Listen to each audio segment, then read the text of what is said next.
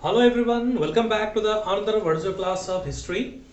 So today we are going to start a new chapter, and the chapter is all about the modern age in Europe, the Renaissance. Okay, you can see here Renaissance. So I'm writing written the Renaissance.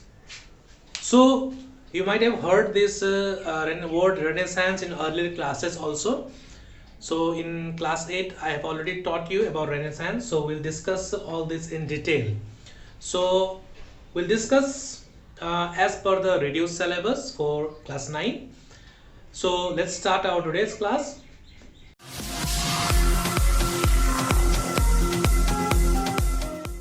First of all, we need to understand about what is the meaning of the word Renaissance. Okay, we term it as Renaissance also, somebody call it as Renaissance also.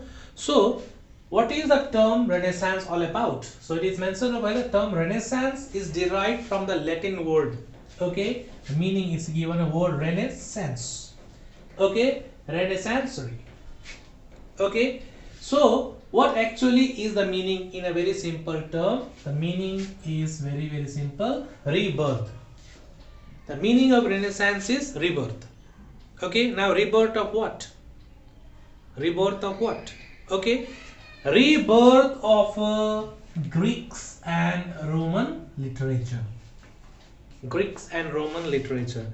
So literatures which were written during the medieval period, the Greek literatures, the Roman literatures. You know that each and every country has their own literature. You might have heard about English literature, Hindi literature, American literature. In the same way, Greeks also had the literature. Romans also had their Roman literature. So all these literatures were hidden there for many centuries. Okay, now all these literatures now are in demand due to number of reasons. That is all about Renaissance spirit. Okay, so we'll discuss one by one what were the causes of Renaissance. Okay, and before that some of the important features like secularism also was there. Secularism, humanism, optimism. Okay, these were some of the important features of Renaissance. So Renaissance means rebirth of Greeks and Roman literature, classical Greeks and Roman literature. So we'll discuss one by one what were the causes of Renaissance. That way we'll understand it more clearly why there was a Renaissance phase, what impact it had on art, literature and science. So first of all, we need to understand about the causes of Renaissance. So first of all, the most important cause over here is fall of Constantinople. Okay, fall of Constantinople. Let me explain you. Fall of Constantinople. Okay, fall of Constantinople. So what was Constantinople? So Constantinople was the Holy Roman Empire. Okay, we can call it as a capital of Eastern Roman Empire. Constantinople was the capital of Eastern Roman Empire. Okay, and this Constantinople was lived by many of the rich scholars. Okay, rich scholars means they were rich intellect. Okay, intellectuals lived in the Roman Empire, Holy Roman Empire. Rich libraries were there. Okay, filled with books and all, rich manuscripts were there. Many scholars lived there in Constantinople. Okay, so in 1453 in 1453 Constantinople, one of the Holy Roman Empire, was attacked by the Turks. Okay, it was attacked by the Ottoman Turks. Now what is mean by Ottoman Turks? To what extent their empire was? Ottoman Turks, Turkish empire extend up to southern West Asia, Southwest Asia, North Eastern Africa, and even South Western Europe. All these three all together were known as Ottoman Empire. It was ruled by the Turkish Sultan.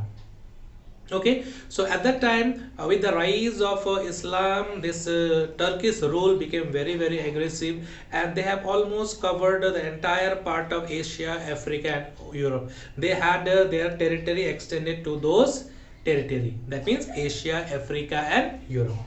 Okay, so Ottoman Turks captured Constantinople in the year 1453. It was captured by the Turkish rulers. Okay, so with the fall of Constantinople in the hands of the Ottoman Turks, okay, the large number of scholars who lived there, okay, they fled away in order to save their lives in different parts of Europe. And these scholars were mostly welcomed in Italy. And Italy, these scholars were patronized by the rulers.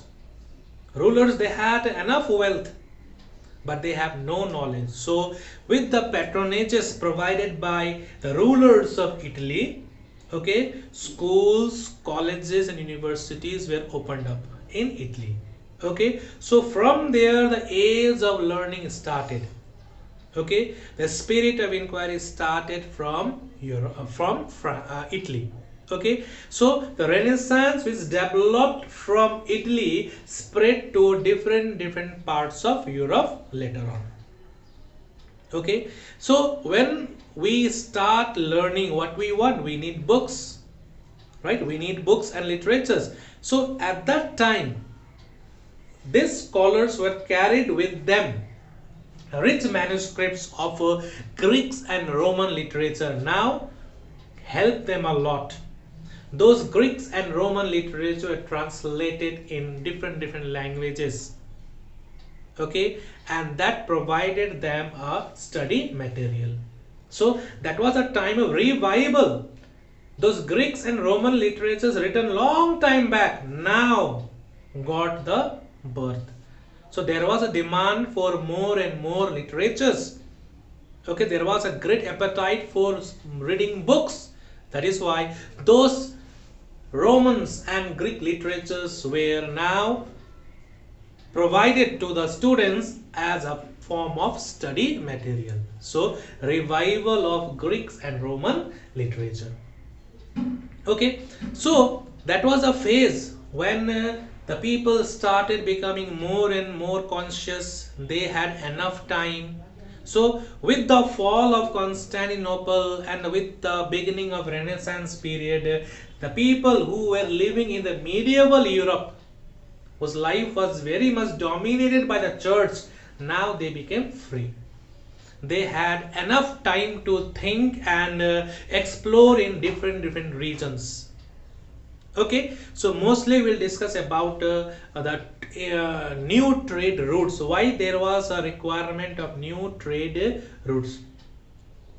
Okay, so after the fall of Constantinople, the most important trade route which connected west with the east went into the hands of the Turks.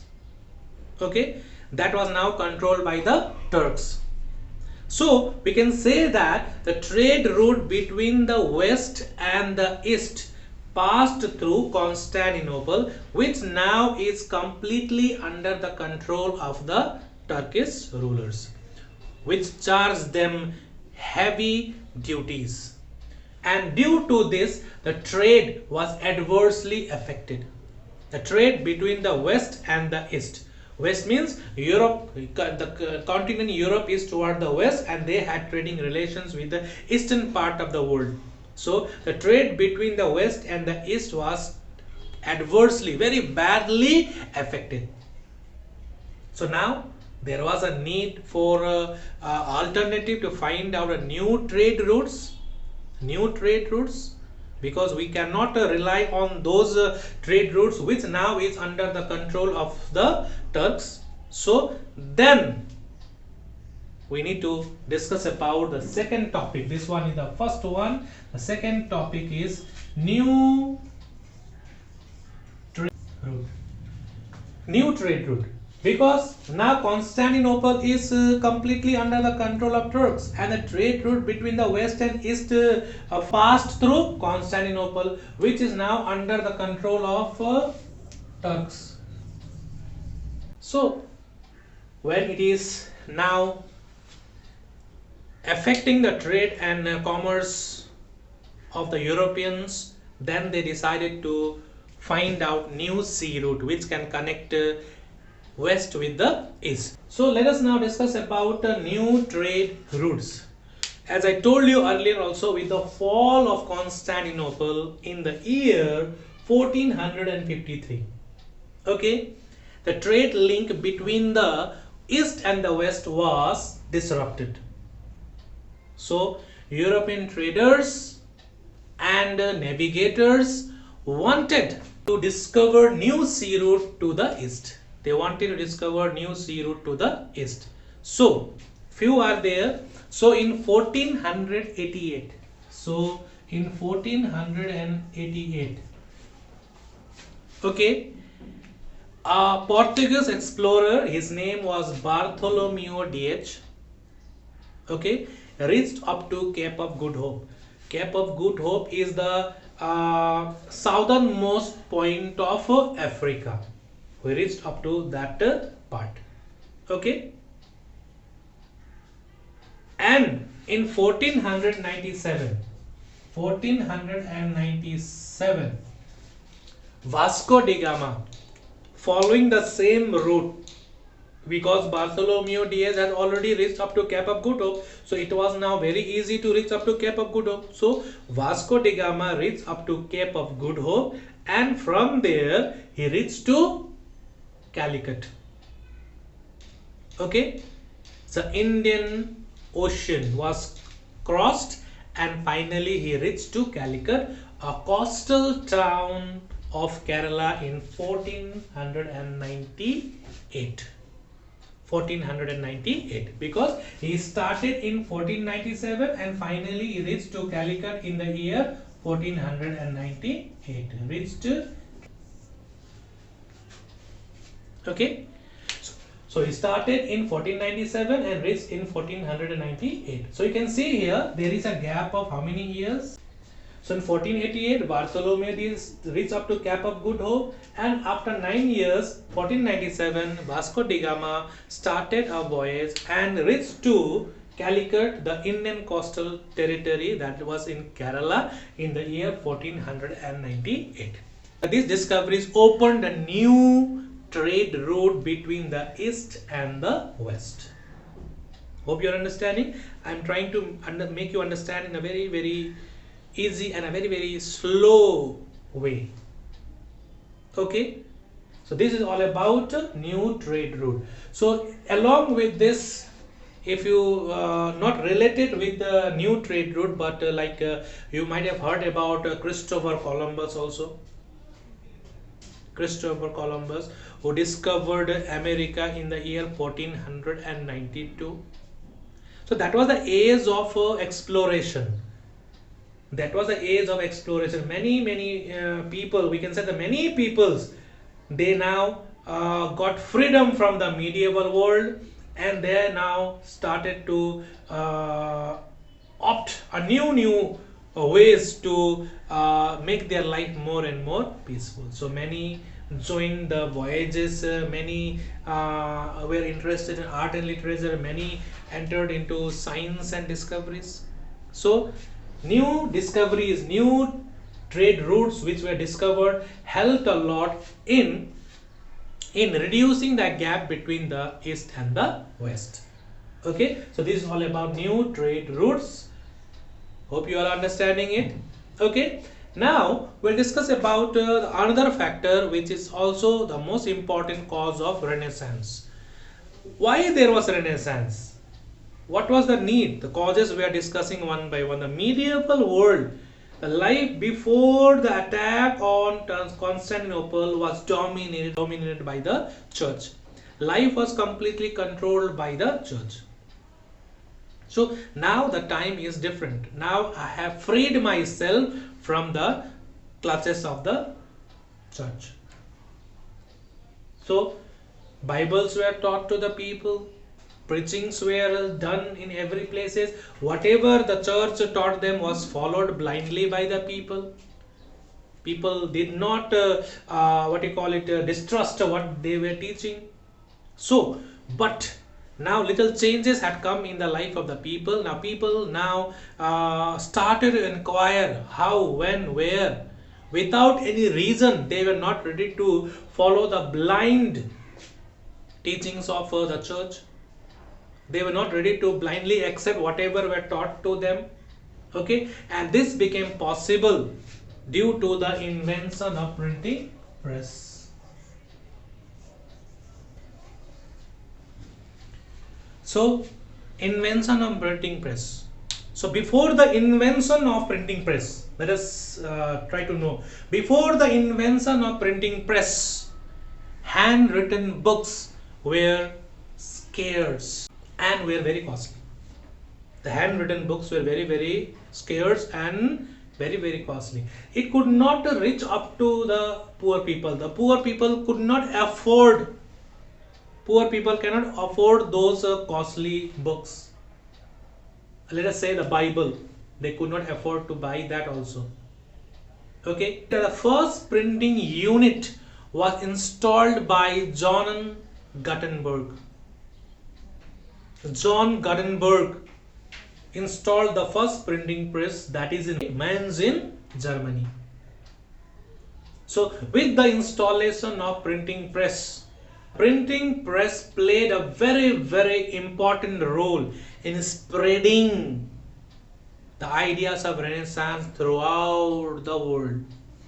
So with the installation of printing press, Renaissance ideas were spread to the common people, and that helped in the growth of knowledge and learning. Now the people can have their own books. People can read the Bible of their own. They can read the Bibles, though they can understand what is actually written in the Bible. What were the teachings of Jesus Christ in the Bible? What is the right way of living? What is the right way of life? Suppose, for example, I have only one history book and you people don't have the history book. And when I teach, whatever I teach, can you refer? Can you check whether the materials taught by me is right or wrong? You cannot do so. So now, with the invention of printing press, we can say that they developed the spirit of inquiry. Spirit of inquiry. So without any justification, now they were not ready to accept what is or what was blindly accepted in the medieval period. So these three things are related, my dear. These were the three important causes of a Renaissance. Rebirth. When you start reading, you need books. And from where will the books come? Even in your study material, you study about Shakespeare and all. He had written many plays, dramas. Okay, he had written poems also. So his plays are studied in class 10 and 12. So that belonged to English literature. So literatures were written in each and every ages. Even Hindi literatures are there. So when we have an appetite for more and more reading, what we require, we need books. And from where will the books come? So books definitely will come from those literatures which were written long time back, will be translated in a very, very simple languages. Okay, so that is all about Renaissance, revival of Greeks and Roman literatures. So once again, the Greeks and Roman literatures which were written long time back now were demanded everywhere throughout the world. People started reading those stories written by the great authors of Greeks and Rome. Okay, so all these are linked. You can see here Constantinople, Holy Roman Empire or the Byzantine Empire, when it was attacked by the Turks and was occupied, many people or scholars living over there in Holy Roman Empire fled away and they spread to different parts of the world, and mostly they were welcomed in Italy. And then when this Constantinople, which was the main link or the trade link between the west and the east, passed through this land, my dear, now it's not under their control. So there was a requirement to find out new trade routes. So many voyages were done. Many of the rulers, they started navigation schools to teach the people how to navigate on the oceans. So Bartholomew Diaz, he reached up to the Cape of Good Hope, and then after that Vasco de Gama, following the same route, he reached up to Calicut. A new route now was discovered. Okay, and then with the invention of printing press, the age of learning started. People started to go to schools, colleges, books were written, and with education, life completely changed. Now they cannot be fooled. That was the age of learning. So that is all about Renaissance. Okay, so the most important features of Renaissance was humanism, secularism, and optimism, thinking in a positive way. Life could have ended over there when it was captured by the Turks, but they said no, we have to start again. We have to find out new sea route. So they did it. They were optimistic, and that became possible due to their broad mind. So fall of Constantinople, new trade routes, and invention of printing press. So as per your reduced syllabus, this one and this one is important. Okay, these two topics you have to study. So why I taught you about fall of Constantinople? To link, to make you understand why there was a requirement of new trade routes. Because if you don't understand the fall of Constantinople, it would be unwise to explain you what actually was the reason. So for that I made you understand about fall of Constantinople, which went into the hand of the Turks in the year 1453. So this is all about the causes. These two causes, as per reduced syllabus, you have to study. Okay, so hope you all have understood it. In the next class, we'll study about the impact of Renaissance on art, science. Okay, so we'll meet again next class. Till then, take care, stay safe, bye bye.